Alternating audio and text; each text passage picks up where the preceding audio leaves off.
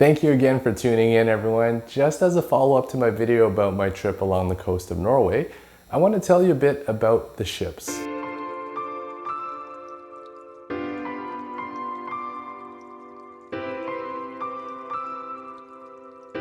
As I mentioned before, these ships are not simply cruise ships as you might imagine in the conventional sense of the word cruise.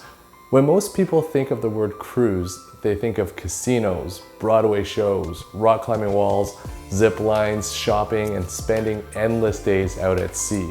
Well, Attribution is none of that. These are working vessels that carry cargo, mail, local passengers, and really they're the lifeline that connects the country. The Norwegian experience doesn't get any more authentic and local than this. Once you're on board, you're not just traveling through Norway, you actually become part of it. It isn't a cruise ship, and it's so much more than just a ferry.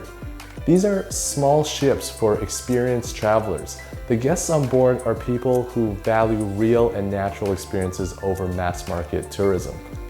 These are purpose-built ships for the region, and they're designed specifically to sail in polar waters. Their smaller size allows it to sail through narrow fjords and access towns that larger cruise ships simply can't.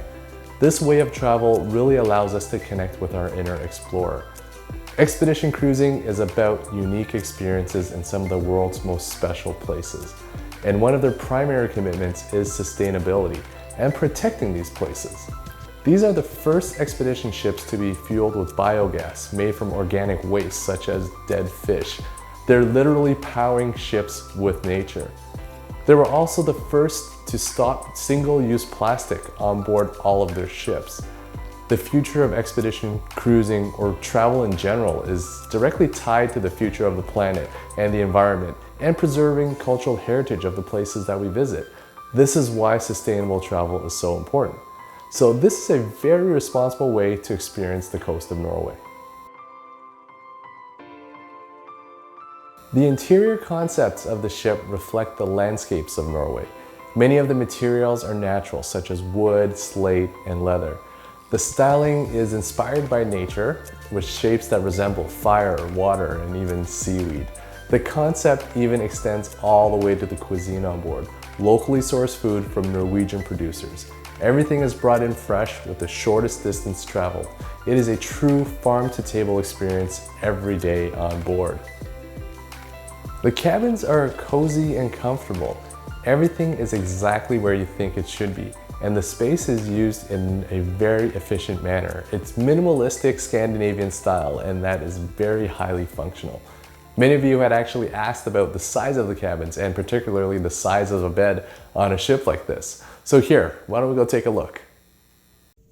Hi everyone, I'm here on board the MS Kong Herald, one of the newly refurbished Attribution ships.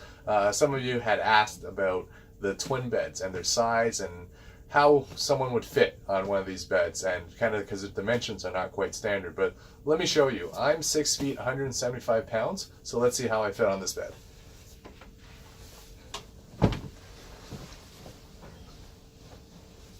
It's quite spacious.